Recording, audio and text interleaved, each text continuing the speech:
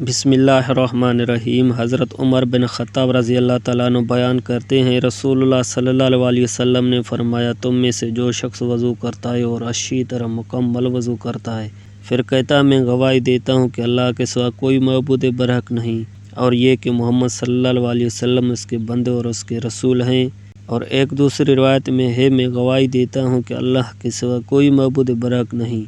وہ یکتا ہے، اس کا کوئی شریک نہیں، اور میں گواہی دیتا ہوں کہ محمد صلی اللہ علیہ وسلم اس کے بندے اور اس کے رسول ہیں، تو اس کے لیے جنت کے 8 دروازے کھول دیے جاتے ہیں، وہ جس سے چاہے داخل ہو جائے۔ دوسری حدیث مبارکہ میں ہے، حضرت عثمان رضی اللہ تعالیٰ عنہ بیان کرتے ہیں، رسول اللہ صلی اللہ علیہ وسلم نے فرمایا، جو شخص وضو کرے اور خوب اچھی طرح وضو کرے تو اس کی خطائیں اس کے جسم سے نکل جاتی ہیں،